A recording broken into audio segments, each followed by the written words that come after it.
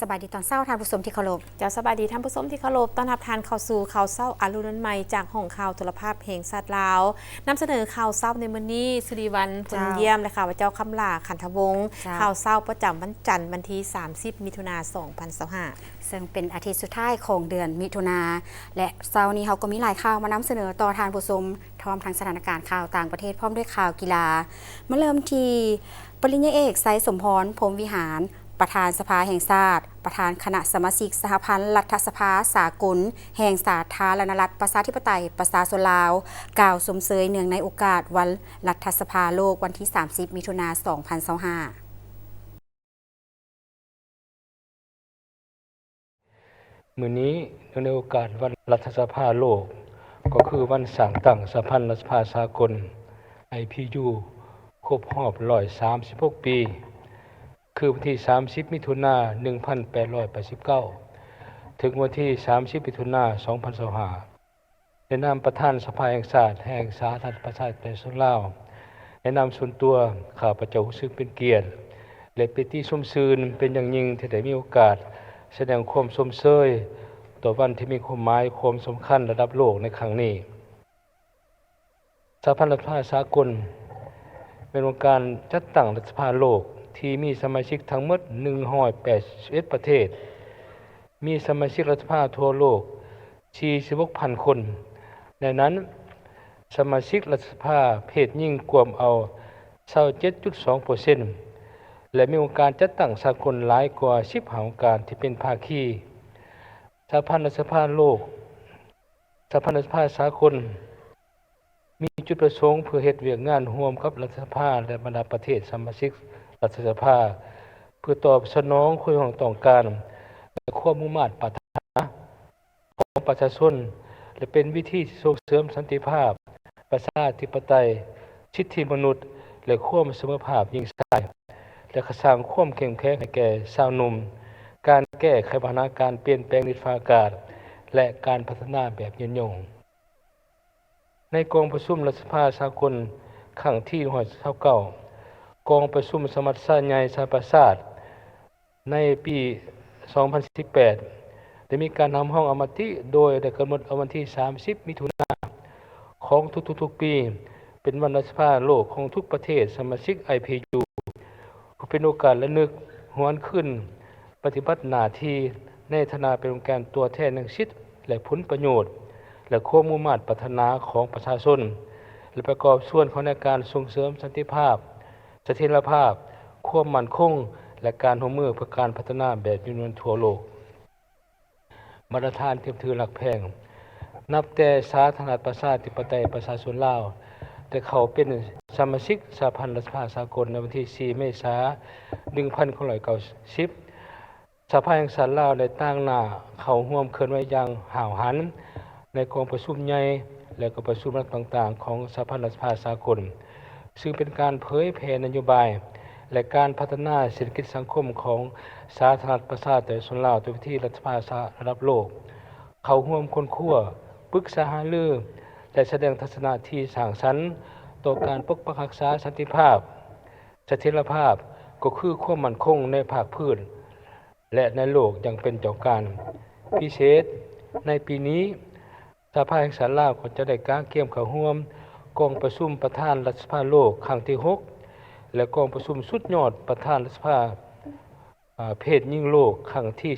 15ซึ่งจะจัดขึ้นในท้ายเดือนกรกฎาคม2025ที่นครเจนีวาประเทศสวิตเซอร์แลนด์ซึ่งจะเป็นโอกาสปรึกษาหารือและแลกเปลี่ยนความคิดความเห็น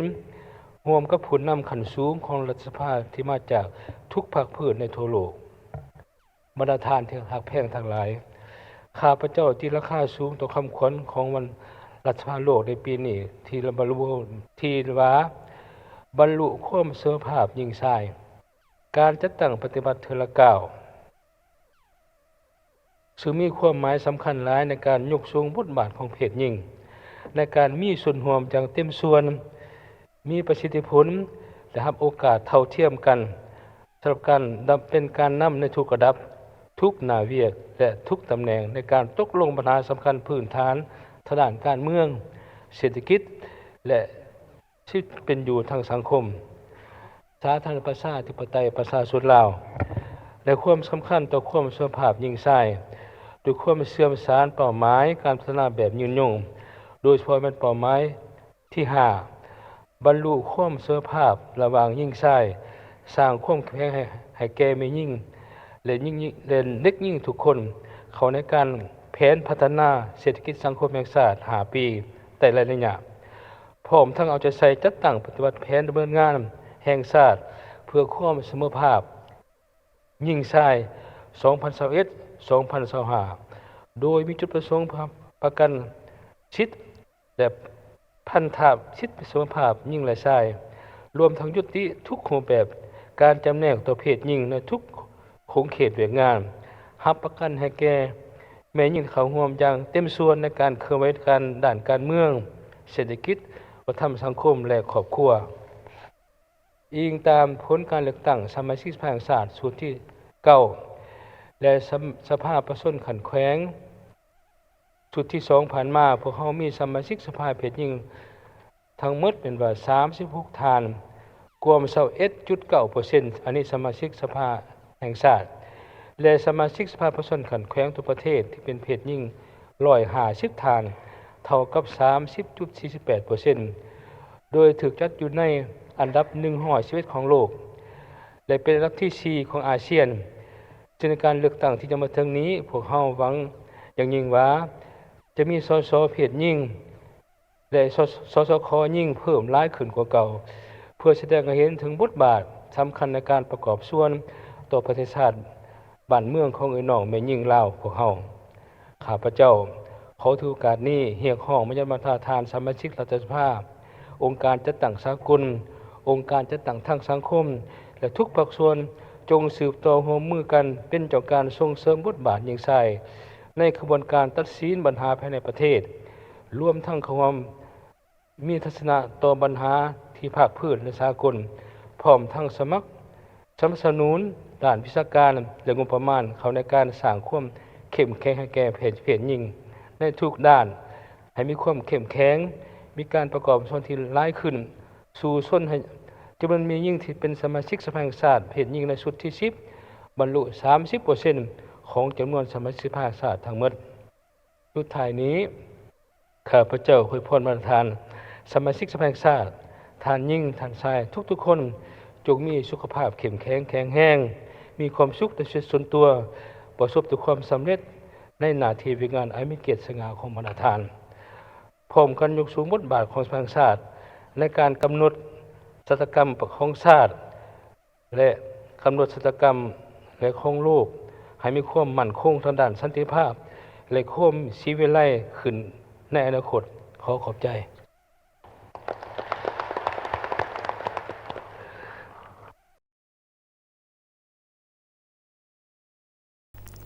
ในวันที่27 มิถุนายน 2025ที่ห้องประชุมคณะโฆษณาโฮมศูนย์กลางภาคได้มีกองประชุมระดมความเห็นต่อห่างเนื้อในสรุป 40 ปีแห่งการเปลี่ยนแปลงใหม่อยู่สาธารณรัฐประชาธิปไตยประชาชนลาวก็คือแต่ปี 1986 หาปี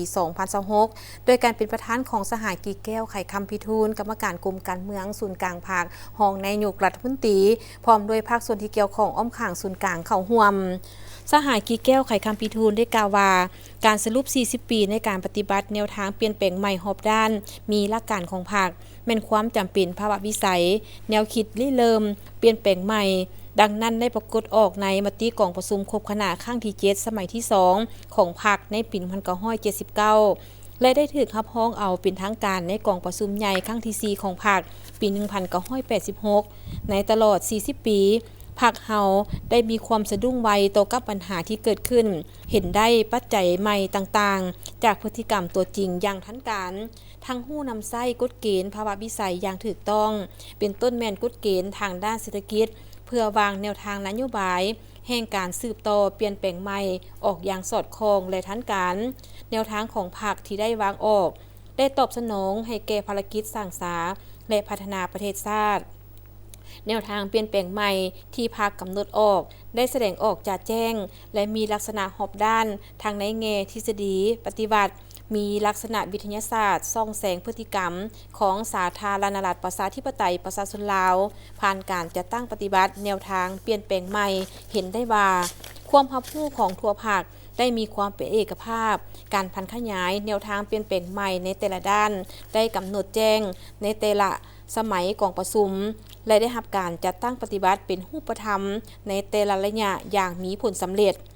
การเปลี่ยนแปลงใหม่ประเทศเฮาเริ่มต้นจากการเปลี่ยนแปลงใหม่ในขงเขตเศรษฐกิจจากบทเรียนตัวจริงในการจัดตั้งปฏิบัติมติของกองประชุมใหญ่ครั้งที่3ของภาคเห็นว่า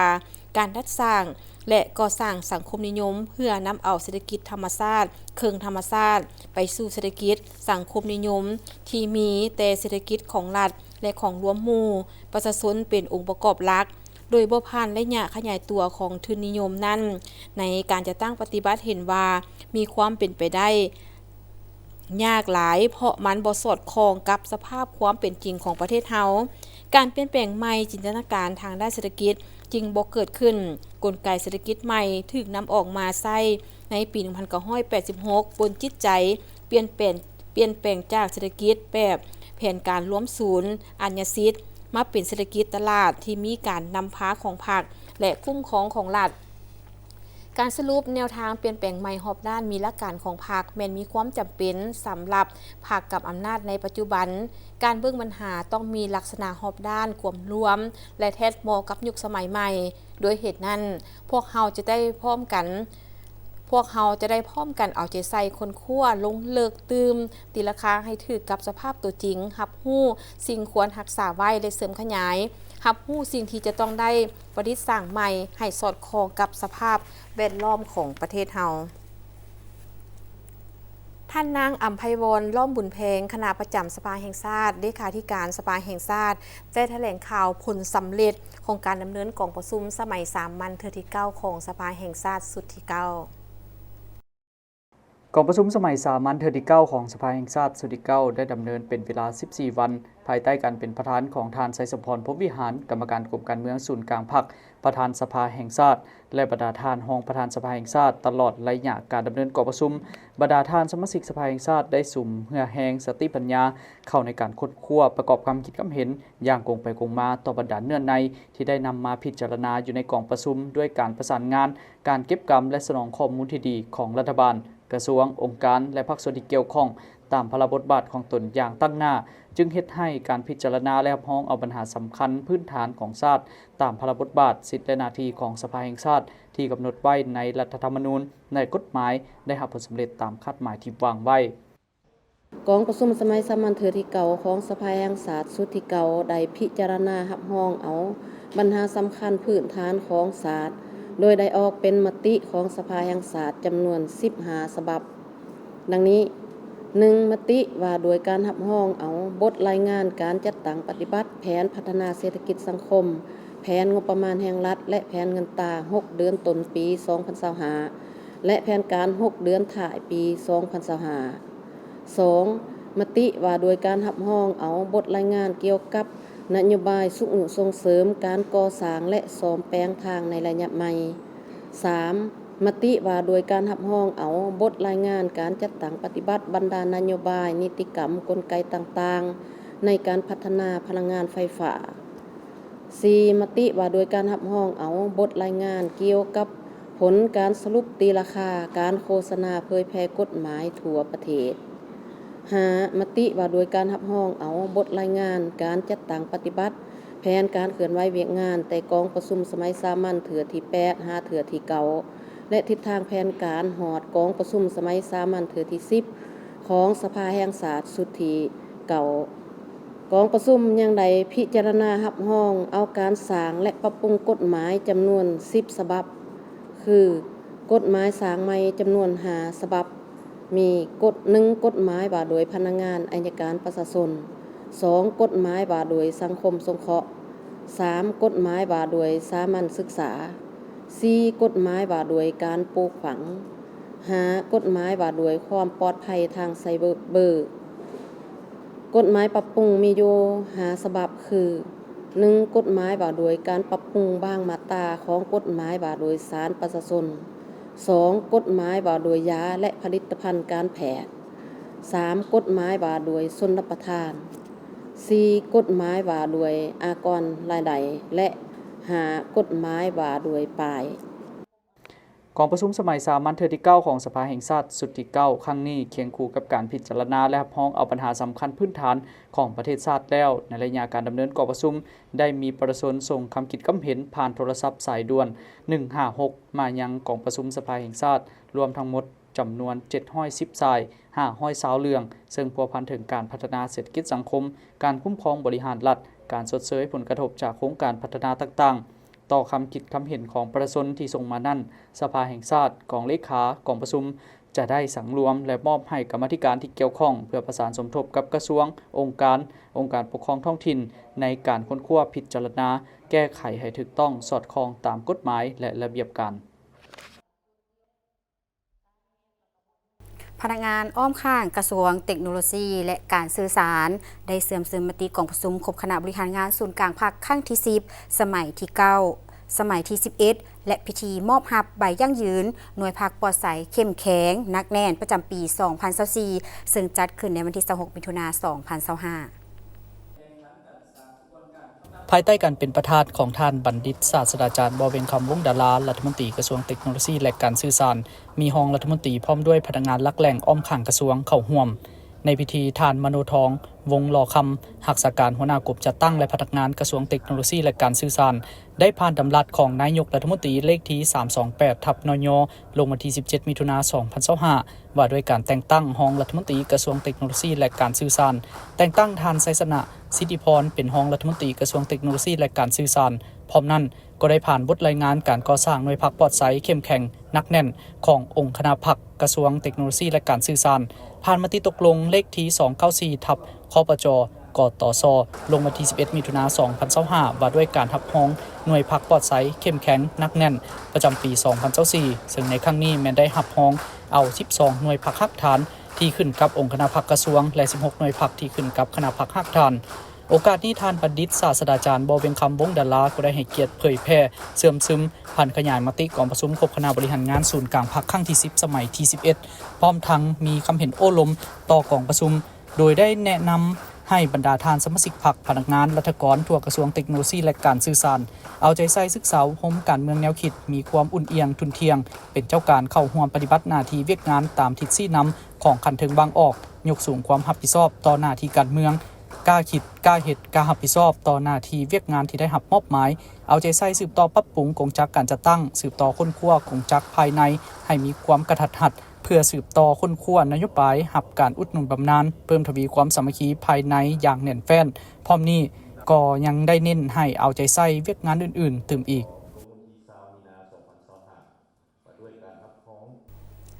กรมส่งเสริม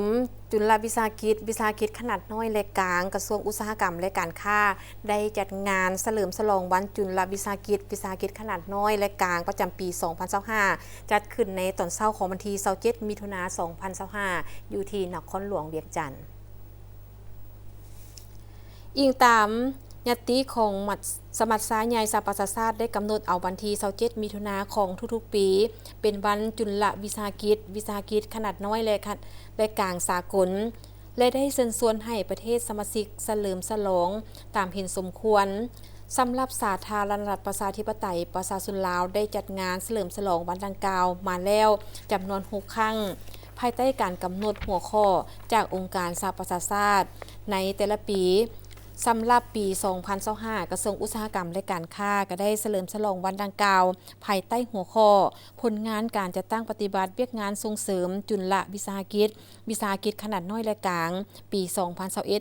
2021-2025 ภายใต้การเป็นประธานของท่านจันทบูรณ์สุขอรุณรองรัฐมนตรีกระทรวงอุตสาหกรรมและการค้าซึ่งมีแขกเข้าร่วมประมาณ100 กว่าท่านจุดประสงค์ของงานดังกล่าวเป็นเพื่อเป็นการสร้างความรู้ในสังคมเกี่ยวกับการส่งเสริมจุลวิสาหกิจขนาดน้อยและกลางของภาครัฐก็คือการส่งเสริมผู้ประกอบกิจการโดยผ่านบรรดานโยบายต่างๆของแผนพัฒนาปี 2021-2025 เพื่อสรุปผลสำเร็จในการจัดตั้งปฏิบัติเวียกงานส่งเสริมในระยะ5 ปีผ่านมาพร้อมทั้งเป็นการปลุกระดมให้ทั่วสังคมเข้าใจถึงความสำคัญและหันมาเป็นผู้ประกอบกิจการโดยสอดคล้องกับนโยบายการส่งเสริมของรัฐบาลในการสร้างประชากรธุรกิจให้เพิ่มขึ้นซึ่งภายในงานมีการวางแสดงรูปภาพการเสวนาปรึกษาหารือแลกเปลี่ยนข้อมูลของภาครัฐและภาคธุรกิจเกี่ยวกับข้อสะดวกและข้อยุ่งยากในการจะตั้งปฏิบัติเวียกงานส่งเสริมจุลวิสาหกิจขนาดน้อยและกลางในระยะ5 ปีผ่านมาโครงการสร้างพื้นฐานให้แก่การผลิตข้าวทันสมัยอยู่สาธารณรัฐประชาธิปไตยประชาชนลาวโกเปียอยู่บ้านนาซาบ้านปักนาวบ้านมักเหียวเมืองปากเงิมนครหลวงเวียงจันทน์ได้เปิดนำไส้แล้วในวันที่27 มิถุนายน 2025เข้าร่วมในพิธีดังกล่าวโดยมีปริญญาเอกจันทครบัวละพันธ์รองรัฐมนตรีกระทรวงเกษตรกรรมและสิ่งแวดล้อมท่านจุงยังซูเอกอัครราชทูตสาธารณรัฐเกาหลีประจำสาธารณรัฐประชาธิปไตยประชาชนลาวท่านนางยูอินฮาพร้อมในการใหญ่โคเปียองค์การพัฒนาชนบทสาธารณรัฐเกาหลีและภาคส่วนที่เกี่ยวข้องเข้าร่วม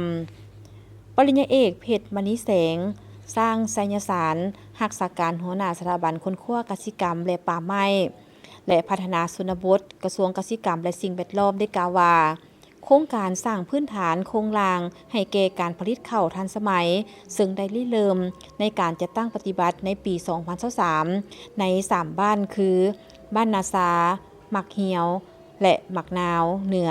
เมืองปักเงิมนครหลวงเวียงจันทน์โดยมีระยะการจัดตั้งปฏิบัติของโครงการ 5 ปีแต่ปี 2023 หาปี 2027 ในวงเงินทั้งหมด $3,850,000 เป้าหมายชาวบ้านจะได้รับผลประโยชน์ทั้งหมดจำนวน693 ครอบครัวเนื้อที่นาจะได้รับการปรับจากนาไห่น้อยเป็นนาไห่ใหญ่ขนาด 2,000 ตามเมตรขึ้นไปจำนวน723 เฮกตาร์รวมเอา80 ส่วนห้อยของจำนวนเนื้อที่นาปีทั้งหมด900 กว่าเฮกตาร์เป้าหมายในการยกสมรรถภาพจาก3 ตันต่อเฮกตาร์ผลการสำรวจผลผลิตเฉลี่ย 1.98 ตันต่อเฮกตาร์ในปี 2023 ขึ้นเป็น 4.5 ตันต่อเฮกตาร์ในปี 2027 เพิ่ม227 ส่วนห้อยซึ่งจะสามารถเพิ่มผลผลิตข้าวจาก 1,431 ตันในปี 2023 เป็น 3,253 ตันในปี 2027 ผลในการจะตั้งปฏิบัติโครงการได้สำเร็จกันตั้งโรงอบข้าวเปลือกจำนวน3หัวหน่วยสามารถอบข้าวได้เฉลี่ย45 ตันต่อมื้อพร้อมโรงเรือนขนาด15 คูณ 45 เมตร675 ตามเมตรติดตั้งเครื่องสีข้าวที่สามารถสีได้จำนวน 1.5 ตันต่อชั่วโมงและเครื่องคัดเม็ดพันธุ์ข้าวที่สามารถคัดได้จำนวน 1.5 ตันต่อชั่วโมงพร้อมโรงเรือนขนาด15 คูณ 37 เมตร555 ตามเมตรในโครงการของเราจะมีเริ่มไม่ว่าจะเริ่มจากการปรับนาให้น้อยให้เป็นให้ใหญ่การปรับปรุงดินการนำใส่แนวพันธุ์ใหม่เทคนิคการปลูกข้าวทันสมัยการบริหารจัดการการปลูกข้าวตลอดทอดการอบข้าวแล้วก็การสีข้าวแล้วก็เครื่องคัดเม็ดพันธุ์ข้าวไม่ว่าและมื้อนี้แม่นพวกเราได้เปิดการนำใส่พกอบข้าวซึ่งสามารถอบข้าวได้มือหนึ่ง45 ต้นแล้วก็หงสีข้าวซึ่งสามารถสีข้าวได้1.5 ตันต่อชั่วโมงนอกจากนั้นก็มีการนำใส่โฮงขัดแนวพันธุ์จังว่าเป็นเรียกว่าวิธีการในการเก็บเกี่ยวหมายเพื่อปรุงแต่งข้าวให้ได้คุณภาพหมายว่าข้าวนี่คันอยากได้คุณภาพ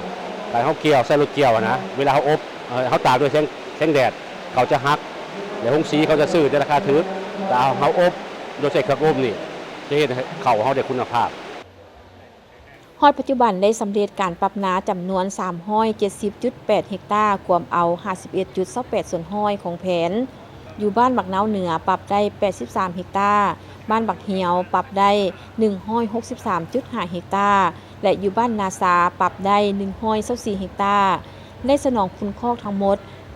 741.6 ตัน พื่อปรับปรุงความอุดมสมบูรณ์ของดินอยู่บ้านมักเหี่ยว317ตนบ้านนาซาจำนวน248.6ตนและบ้านมักนาวเหนือจำนวน166ตนตอบสนองฝุ่นเคมีจำนวน55.6ตนและสนองแนวพันธุ์ข้าวหอมทาดอกคำ17ซึ่งเป็นแนวพันธุ์ใหม่ที่ได้รับทุนจากองค์กรร่วมมือเพื่อการผลิตกสิกรรมรูปแบบใหม่ของสาธารณรัฐเกาหลีหมายของโครงการเรามี3บ้านคือบ้านนาวเหนือบ้านบักเหี่ยวแล้วก็บ้านนาซาอยู่เมืองปักเงิมจังหวัดโครงการนี้ได้ติดพันกับโครงการของรัฐบาลเกาหลีให้จะมี2โครงการเนาะโครงการที่1เอิ้นว่าโครงการผลิตข้าวโครงการสร้างพื้นฐานโครงหลังให้แก่การผลิตข้าวทันสมัยคือเป็นโครงการเท่านี้และโครงการที่2เป็นการผลิตโครงการสร้างชลประทานนาซาซึ่งว่าจะสามารถฮดเนื้อที่นาใน3บ้านนี่แต่ว่าโครงการพวกเฮานี่ได้รับงบประมาณก่อนหรือว่าเฮ็ดก่อนแต่สำหรับโครงการสร้างชลประทานท่านเขาก็ได้รับประมาณแล้วกำลังก็ได้การเตรียมการก่อสร้างจุดประสงค์ของการเปิดการนำไส้โครงรางพื้นฐานสำหรับการปรุงแต่งแนวพันธุ์ข้าวของโครงการสร้างพื้นฐานให้แก่การผลิตข้าวทันสมัย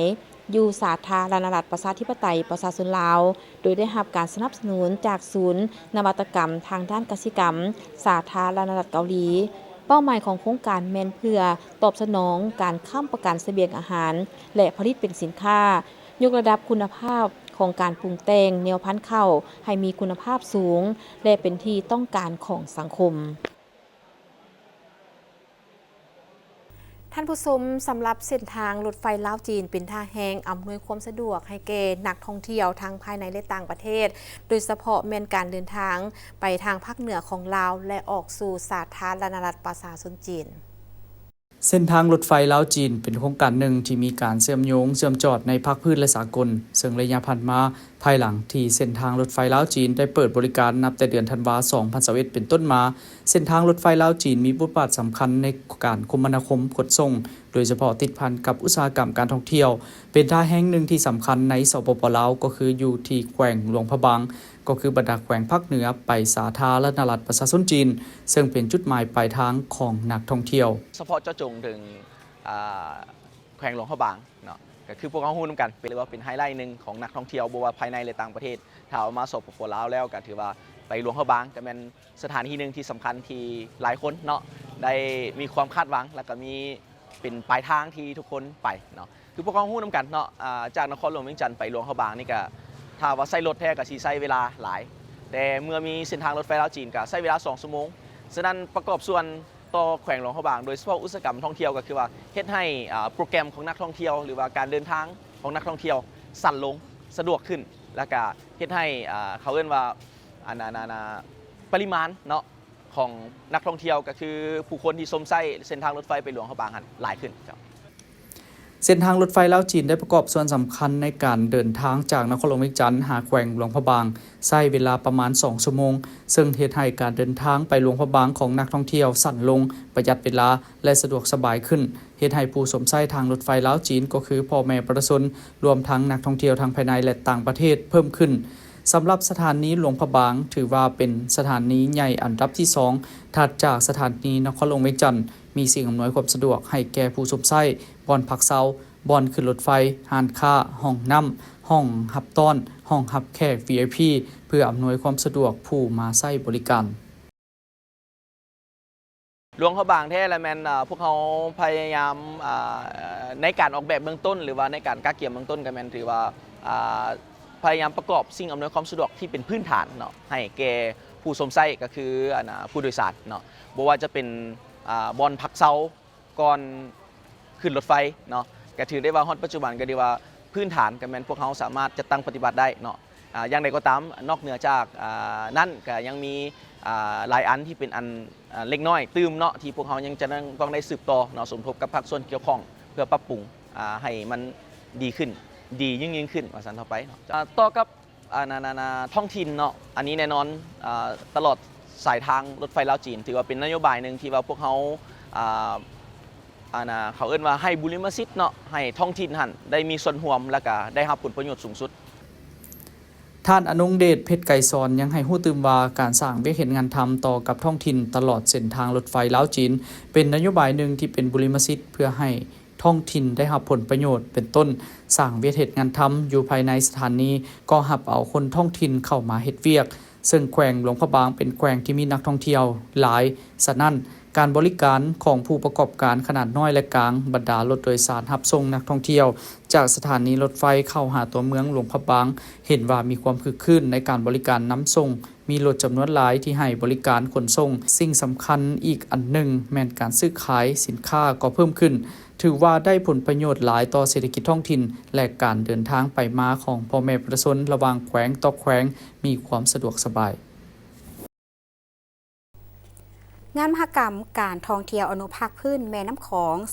2025 ได้มีห้านวางแสดงผลิตภัณฑ์การท่องเที่ยวจากประเทศสมาชิกอนุภาคพื้นแม่น้ำของเช่นลาวเวียดนามกัมพูเชียไทยเมียนมา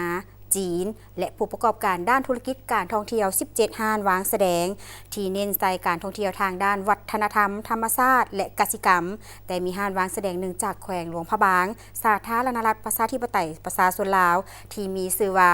ปฏิรูปแล้วปฏิรูปมีส่วนเกี่ยวพันหยังกับการท่องเที่ยวติดตามได้จากรายงาน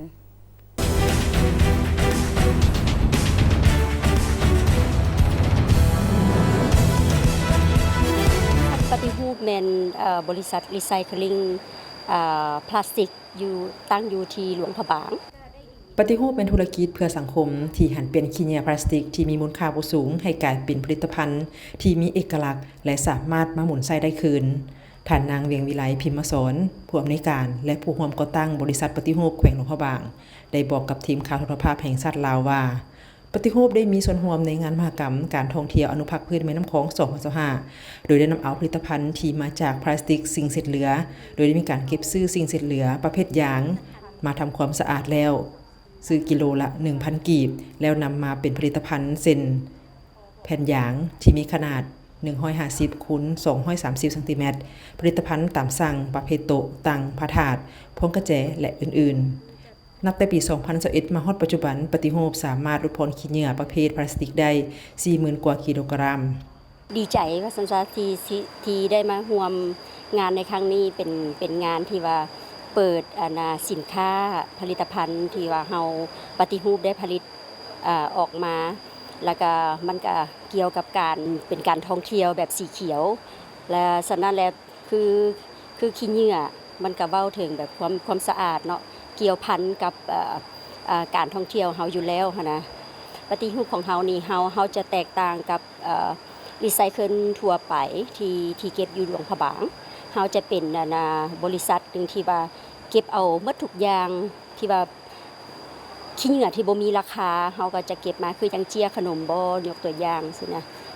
ปองนมที่ว่าเด็กน้อยกินจังซี่เฮาก็สามารถเอามารีไซเคิลได้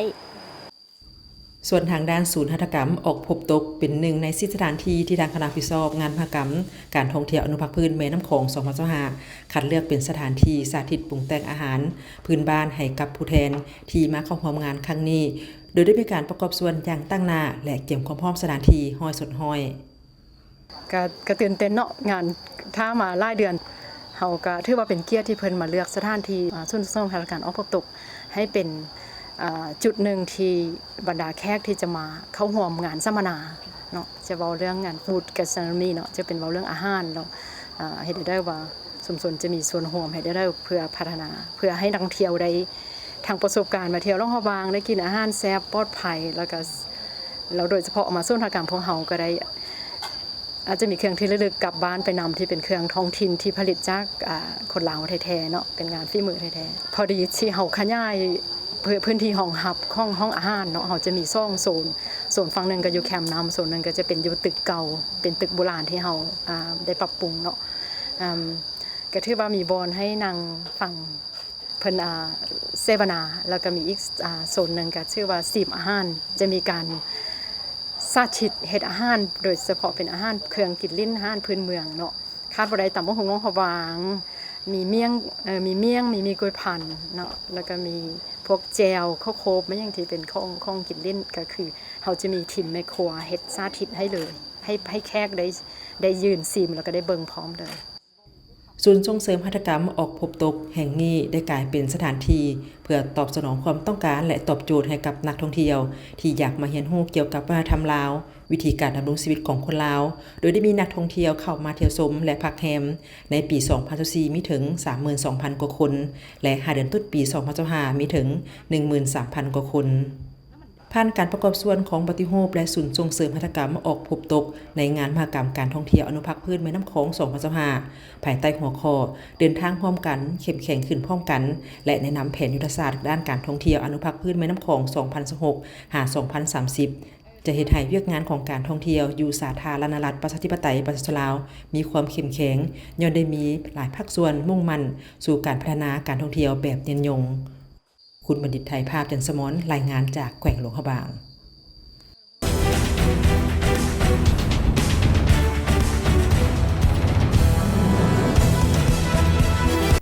ในวันที่27มิถุนายน 2025 ที่ผ่านมาได้มีกองประชุมปิดโครงการสร้างความเข้มแข็งข้อมูลการเก็บกรรมและการวิเคราะห์ข้อมูลด้านบทบาทหญิงชายความพิการและสังคมอื่นๆในระบบสถิติแห่งชาติการจะตั้งปฏิบัติโครงการดังกล่าวเป็นความต้องการของรัฐบาลในการปรับเปลี่ยนสภาวะของเพศหญิงและเพศชายอยู่ในสาธารณรัฐประชาธิปไตยประชาชนลาวให้มีความเสมอภาคและเท่าเทียมกัน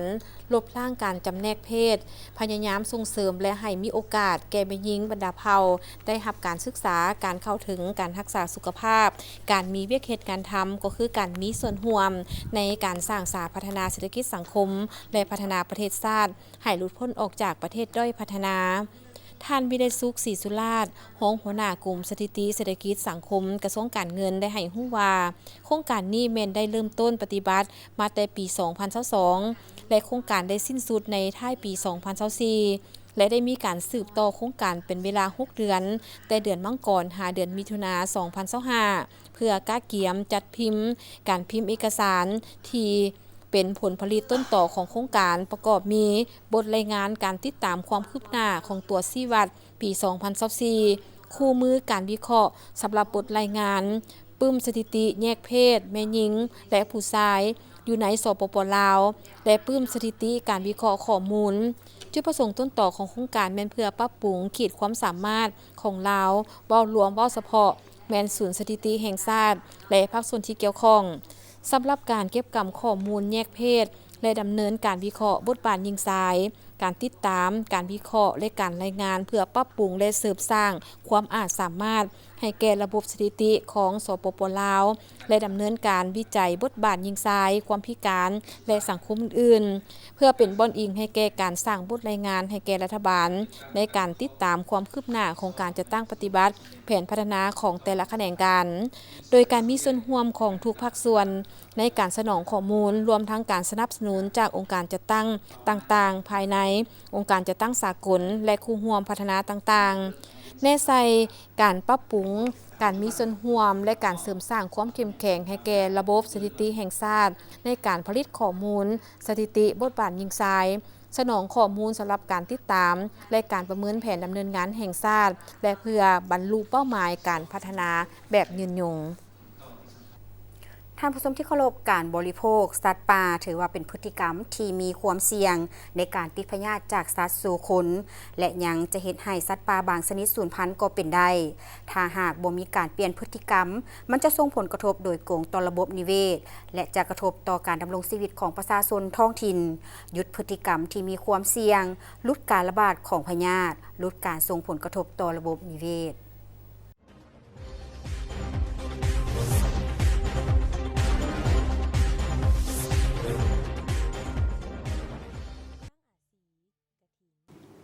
การบริโภคสัตว์ป่าแม่นติดพันกับคนลาวมาหลายหุ่นคนด้วยความเชื่อว่าบริโภคแล้วมีกำลังวังชาเฮ็ดให้สุขภาพแข็งแรงแต่เบิ่งอีกด้านหนึ่งแล้วการบริโภคสัตว์ป่าถือว่าเป็นพฤติกรรมที่มีความเสี่ยงในการติดพยาธิจากสัตว์สู่คนและยังเป็นการเฮ็ดให้สัตว์บางชนิดสูญพันธุ์ไปก็เป็นได้ถ้าหากบ่มีการเปลี่ยนแปลงพฤติกรรมมันจะส่งผลกระทบโดยตรงต่อกับระบบนิเวศแน่นอนจะกระทบต่อกับการดำรงชีวิตของประชาชนในท้องถิ่นอีกตามการให้ข้อมูลของทานนางปริญญาเอกอายุสันต์รัศพล หัวหน้าแผนงานอนุรักษ์องค์การ WWF ประจำลาวให้ฮู้ว่าการดำรงชีวิตของประชาชนลาวในหลายๆท้องถิ่นแม่นติดพันกับธรรมชาติแน่นอนการล่าการนำไส้สัตว์ป่ามาปรุงแต่งเป็นอาหารเพื่อเลี้ยงชีวิตครอบครัวก็เป็นเรื่องปกติที่ได้ปฏิบัติกันมาหลายคน แต่ถ้าหากการล่าเป็นการฆ่าแม่นส่งผลกระทบโดยกงต่อกับความสมดุลของระบบนิเวศอย่างแน่นอนสร้างผลประโยชน์ให้แก่ผู้ค้าผู้ขายส่วนประชาชนที่อาศัยอยู่ในบริเวณดังกล่าวนี้ก็จะได้รับผลกระทบเช่นกันมันมาเกิดมีผลกระทบหันแม่นย้อนเฮาไปนำไส้เกินควรเนาะเอาหลายโพดจังซี่นะคันสมมุติว่าคือมีคนกินซื่อๆอยู่ภายในประชาชนที่ว่าอยู่อ้อมข้างผู้เขาติดพันแท้ๆเอามากินพออยู่พอใช้มันก็น่าจะบ่มีปัญหาหยังแต่ในกรณีที่มันมีปัญหาคือเฮาเอามาขายเอามาเป็นจำนวนหลายๆเอาออกมาจนบ่สร้างความให้มีการสูญเสียบ่มีความดุลเดียงทางด้านระบบนิเวศอันนั้นจังว่ากลายมาเป็นปัญหาพยาธิอันติดต่อเหมือนติดพยาธิติดต่อจากคนสู่สัตว์ทุกคนนี่ อันตัวนึงที่ว่าน่ากังวลคือวอกเนาะวอนี่อาจจะติดบรรดาหมาป่าบัดนี้ความอันตรายของมันคืออยู่วันใดประเภทสัตว์หมาป่าเนี่ยเนาะมันจะอยู่นำกันเป็นฝูงคันตัวนึงติดมันจะติดเบิดเด้เนื่องจากปัจจุบันมีพยาธิที่เกิดจากสัตว์ป่าหลายชนิดโดยเฉพาะเมนพยาธิที่ถูกเอิ้นว่าพยาธิวันใหม่เป็นพยาธิหลายชนิดที่เกิดจากสัตว์ตามแต่ละระยะที่สามารถติดต่อใส่คนปัจจุบันทาง WWF ก็ได้มีการเฝ้าระวังการระบาดของพยาธิจากสัตว์เลี้ยงสู่สัตว์ป่าเช่นพยาธิอะฮิวาหมูแอฟริกาหมูหูกำที่จะติดใส่สัตว์ป่าหมูป่าเข้ามาหากินอยู่ในชุมชนหรือหมูเลี้ยงเข้าไปหากินในป่านอกจากนั้นยังมีพยาธิไข้เลือดดำและพยาธิวอซึ่งมีกรณีที่พยาธิวอติดใส่หมาป่าโดยมีหมาบ้านเป็นตัวแพร่เชื้อดังนั้นการบริโภคสัตว์ป่าที่หลายคนมีความเชื่อว่าเป็นยากำลังและดีต่อสุขภาพนั้นมันยังบ่ทันมีการยั่งยืนทางวิทยาศาสตร์แต่สิ่งที่แน่นอนก็แม่นมีความเสี่ยงต่อกับการติดเชื้อพยาธิจากสัตว์หลายกว่าดังนั้นถ้าหากคนเฮาสามารถปรับเปลี่ยนพฤติกรรมในการบริโภคสัตว์ป่าก็จะเป็นการประกอบส่วนที่สำคัญในการฟื้นฟูความอุดมสมบูรณ์ของระบบนิเวศ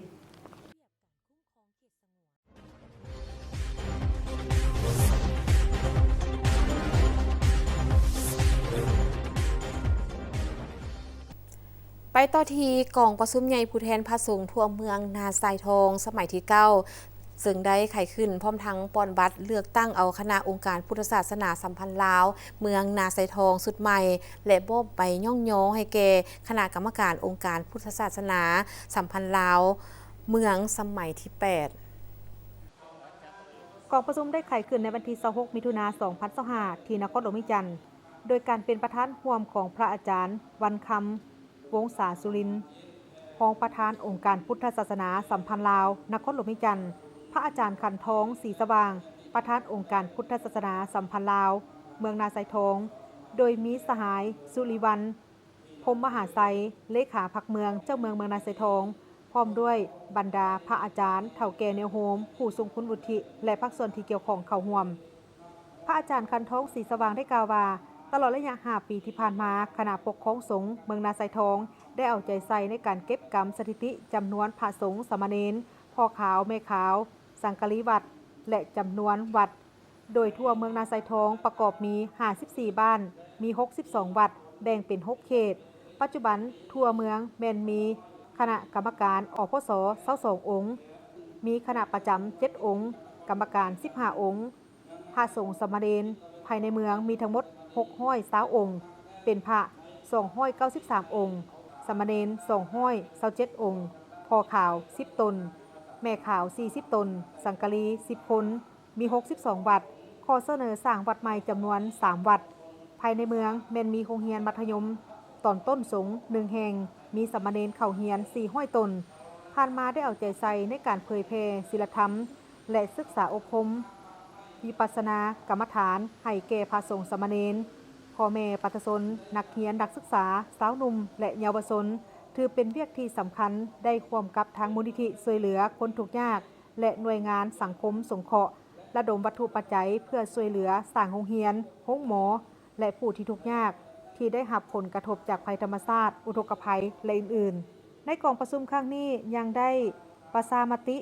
เอาคณะบริหารงานอพส.เมืองสุดใหม่จำนวน22องค์ในนั้นได้คัดเลือกเอาพระอาจารย์ขันทองสีสว่างเป็นคณะบริหารงานประจำทั้งเป็นประธานอพส.เมืองนาไซทองพระอาจารย์ท้องเสริมสุบุญเฮืองเป็นรองประธานองค์ที่1พระอาจารย์สะเพาวงศ์ทวีไลเป็นรองประธานองค์ที่2ในโอกาสนี้พระอาจารย์บรรคำวงศาสุรินทร์ก็ได้มีคำเห็นและให้คำโอวาทซึ่งก่อนอื่นก็ได้แสดงความปิติสมชื่นต่อคณะบริหารงานอพส.เมืองคณะสุดใหม่ในการสืบต่อนำพาซี่น้ำอพส.ภายในเมืองนาไซทองและในซุ้มปีต่อหน้าเพื่อสืบต่อในการหันเอาเวียกงานศาสนาเข้ามาพัฒนาสังคมเฮ็ดให้สังคมมีความสงบลดพรบรรดาปรากฏการณ์ย่อท้อต่างๆประกอบส่วนในการสร้างสรรค์พัฒนาเมืองนาไซทองให้มีความเจริญขึ้นไปเรื่อยๆพร้อมเดียวกันนั้นก็ได้มีกองประชุมใหญ่ผู้แทนพระสงฆ์ทั่วเมืองสีโคตะบองครั้งที่9ได้ไขขึ้นในตอนเช้าของวันที่27มิถุนายน2025ที่วัดมิงแก้วมงคลไซยรามโนนคีเล็กนครหลวงเวียงจันทน์โดยการเป็นประธานร่วมของพระอาจารย์บุญสวนพันธวงศ์ประธานองค์การพุทธศาสนาสัมพันธ์ลาวนครหลวงเวียงจันทน์พระอาจารย์บุญเสยเผาภาสิทธิ์ประธานองค์การพุทธศาสนาสัมพันธ์ลาวเมืองสีโคตะบองเข้าร่วมมิสหายอินปอนพรมมาห้องเจ้าเมืองสีโคตะบองมีบรรดาพระอาจารย์พร้อมด้วยเฒ่าแก่แนวโฮมบ้านผู้ทรงคุณวุฒิและภาคส่วนเกี่ยวข้องพระอาจารย์บุญเสยเผาภาสิทธิ์ได้กล่าวว่าตลอดระยะ5 ปีผ่านมาคณะปกครองสงฆ์เมืองสีโคตะบองได้เอาใจใส่เก็บกำสถิติจำนวนพระสงฆ์สามเณรพ่อขาวแม่ขาวสังฆลีวัดและจำนวนวัดที่ขึ้นกับองค์การพุทธศาสนาสัมพันธ์เมืองประกอบมี60บ้านมี59วัดแบ่งเป็น5เขตปัจจุบันทั่วเมืองมีคณะกรรมการ22องค์มีคณะประจำเมือง7องค์กรรมการ15องค์พระสงฆ์สามเณรภายในเมืองมีทั้งหมด620องค์เป็นพระ401องค์สามเณร553องค์พ่อขาว2ตนแม่ขาว52ตนสังฆลี31คนมี59วัดภายในเมืองมีโรงเรียนมัธยมตอนต้นสงฆ์1แห่งมีสามเณรเข้าเรียน177ตนเวียกงานกรรมาธิการศาสนาเวียกงานกรรมาธิการสาธารณประการในด้านการสร้างสาบูรณะปฏิสังขรณ์วัดวาอารามภายในเมืองมีมูลค่าการก่อสร้างทั้งหมด49ตื้อกว่ากีบด้านการช่วยเหลือทางสังคมมีมูลค่า27ตื้อกว่ากีบและได้เอาใจใส่การเผยแพร่ศีลธรรมและการศึกษาอบรมวิปัสสนกรรมมาทานให้แก่พระสามเณรพ่อแม่ประชาชนนักเรียนนักศึกษาสาวหนุ่มและเยาวชนถือเป็นเวียกสำคัญจึงเฮ็ดให้ระยะผ่านมาสามารถจัดตั้งปฏิบัติแผนพัฒนาและหน้าที่จุดสุมของคณะสำเร็จผลตามคาดหมายในกองประชุมได้มีประชามติหับห้องคัดเลือกเอาคณะบริหารงานสุดใหม่จำนวน22องค์ในนั้นได้คัดเลือกเอาพระอาจารย์บุญเสยเผาภาสิทธิ์เป็นคณะบริหารงานประจำทั้งเป็นประธานองค์การพุทธศาสนาสัมพันธ์ลาวเมืองสีโคตะบองพระอาจารย์พรสวรรค์ภูลประเสริฐเป็นท้องประธานพระอาจารย์อุดมคำท้องใสเป็นท้องประธานและพระอาจารย์บุญมาหอมสมบัติเป็นท้องประธานในโอกาสนี้พระอาจารย์บุญสวนพันธวงศ์ได้มีคำเห็นและให้คำโอวาทซึ่งก่อนอื่นก็ได้แสดงความปิติซุ้มซื่นต่อคณะบริหารงานองค์การพุทธศาสนาสัมพันธ์ลาวเมืองคณะสุดใหม่เพื่อสืบต่อนำพาซี่นำภายในเมืองในซุ้มปีต่อหน้าและให้สืบต่อหันเอาเวียกงานทางศาสนาเข้ามาพัฒนาสังคมเหตุให้สังคมมีความสงบเพื่อลุดพรบรรดาปรากฏการณ์ย่อท่อต่างๆท่านผู้ชมการพัฒนาเขตทะเลทรายให้กลายเป็นป่าสีเขียวที่อุดมสมบูรณ์เป็นโครงการพัฒนาสำคัญที่รัฐบาลแห่งสาธารณรัฐประชาชนจีนได้จะตั้งปฏิบัติจนได้รับผลสำเร็จหนึ่งในนั้นเป็นโครงการพัฒนาฟื้นฟูทะเลทรายเมืองอาเคสุเขตซิ่งเจียงสาธารณรัฐประชาชนจีนติดตามได้จากโฮมแพงวิเลพรผู้สื่อข่าวพวกเขาจะพาท่านผู้ชมนั้นไปฮู้จักกับโครงการดังกล่าว หลายท่านคงจะเคยได้ยินคำเว้าที่ว่าถ้าสามัคคีกันขุดภูถมทะเลก็ยังได้ภาพที่ท่านเห็นนี้แม่นหออนุสรณ์เครือๆยาสร้างขึ้นเพื่อแสดงผลงานที่เฮ็ดให้ทะเลทรายกลายเป็นพื้นที่สีเขียวอย่างกว้างขวางจนสุดสายหูสายตาและสำคัญที่สุดแม่นได้นำเอาความสุขมาสู่ประชาชนชาวเมืองอาคาสุเขตซินเจียงของจีนเมืองอาคาสุเป็นอีกเมืองหนึ่งที่ตั้งอยู่ทางทิศตะวันตกเฉียงเหนือสุดของประเทศจีนที่เชื่อมต่อกับบรรดาประเทศอาซีกลางเมื่อก่อนดินแดนแห่งนี้เนื้อที่ส่วนใหญ่แม่นเป็นทะเลทรายและดินเลืองหกเหื้อแห้งแล้งสภาพแวดล้อมธรรมชาติบ่เอื้ออำนวยให้แก่การดำรงชีวิตของประชาชนในการทำมาหากินชีวิตการเป็นอยู่พบกับความทุกข์ยากลำบากที่สุดย้อนความโหดร้ายของธรรมชาติยามหนาวก็หนาวจนเข้ากระดูกดำรงชีวิตอยู่ท่ามกลางหิมะยามร้อนผัดมักเกิดน้ำท่วมจากการเปื่อยของน้ำก้อนหิมะอยู่เทิงภูเถียนซานยามแล้งก็แห้งแล้งมีพืชเพียงบางชนิดเท่านั้นที่ทนต่อสภาพดังกล่าวนั้นได้ความพยายามอยู่ใส่ความสำเร็จอยู่หั่นย้อนมีความเป็นห่วงเป็นใยและเห็นได้ถึงคุณภาพชีวิตของประชาชนในสุมปี 1980 รัฐบาลจีนได้ตัดสินใจลงทุนอย่างมหาศาลเข้าใส่การพัฒนาเขตดังกล่าวซึ่งก่อนอื่นหมดต้องสุ่มใส่การปลูกต้นไม้เพื่อฟื้นฟูระบบนิเวศเป็นสำคัญได้นำพาประชาชนลงมือปฏิบัติตัวจริงเป็นต้นแม่นการสร้างเขื่อนไฟฟ้าสร้างอ่างเก็บกักน้ำที่เปื้อยไหลมาจากหิมะอยู่เทิงภูเถียนซานสร้างคลองชลประทานเพื่อลำเลียงน้ำเข้าสู่เนื้อที่ปลูกฝังในเมื่อประชาชนเห็นได้มากผลของการปฏิบัติโครงการดังกล่าวความตื่นตัวของประชาชนก็เพิ่มทวียิ่งขึ้นและขยายตัวออกอย่างว่องไวจนมาฮอดปี 2020 โครงการดังกล่าวได้ประสบผลสำเร็จอย่างน่าเพิงพอใจคือทะเลทรายอากาสุได้กลายเป็นป่าสีเขียวพื้นกว้างจนสุดสายหูสายตาคือภาพที่ท่านเห็นอยู่ในขณะนี้ในเมื่อสภาพแวดล้อมนิเวศดินฟ้าอากาศเอื้ออำนวยให้แก่การปลูกฝังนอกจากปลูกต้นไม้เพื่อฟื้นฟูป่าแล้วประชาชนยังได้หันมาปลูกหมากไม้กินหมากเขตหนาวหลายชนิดเป็นต้นแม่นหมากโปมหมากคายหมากมันหมากกระทันจีนหมากองุ่นหมากสมองหมากอัลมอนด์ทั่วปากอ้าและอื่นๆซึ่งได้ผลผลิตเป็นที่เพิ่งพอใจเป็นอย่างยิ่งย้อนว่าหมากไม้เหล่านี้มีรสชาติหวานแซ่บเป็นพิเศษจากความพิเศษดังกล่าวจึงได้เฮ็ดให้ผลผลิตเหล่านี้ได้กลายเป็นที่นิยมสมชอบและกลายเป็นสินค้าปลายแหลมที่สามารถส่งไปขายทั่วประเทศจีนและต่างประเทศเป็นจำนวนหลวงหลายในแต่ละปีสามารถนำรายได้มาพัฒนาเศรษฐกิจของเมืองและยกระดับชีวิตการเป็นอยู่ของประชาชนได้เป็นอย่างดีจากผลสำเร็จที่สามารถเฮ็ดให้ประชาชนชาวเมืองอากาสุมีห้อยยิ้มแห่งความสุขคือแนวนั้นทางการจึงได้สร้างตั้งหออนุสรณ์หลังนี้ขึ้นมาเพื่อจดจำน้ำใจมหาสามัคคีของชาวเมืองอากาสุและบันทึกบรรดาเหตุการณ์สำคัญในภารกิจฟื้นฟูทะเลทรายให้กลายเป็นพื้นป่าสีเขียวในท่ามกลางอ้อมกอดของสายภูเทียนซานพร้อมกันนั้นหอดังกล่าวยังได้กลายเป็นแหล่งท่องเที่ยวและทัศนศึกษาระดับ 5A ของจีนทั้งเป็นการยืนยันถึงผลสำเร็จอันยิ่งใหญ่ตามคำเว้าของท่านประธานสีจิ้นผิงที่ว่าผู้เขียวนำใส่ก็แม่นผู้เงินผู้คำทางผู้ชมที่เคารพมาฮอดนี้ข่าวเช้าล้วนใหม่ประจำวันของพวกเราก็หมดเวลาลงแล้วโฆษกทั้งสองพร้อมด้วยทีมงานต้องขอลาทานผู้ชมไปด้วยเวลาเพียงเท่านี้ขอบใจทุกท่านที่ให้เกียรติติดตามรับชมสบายดี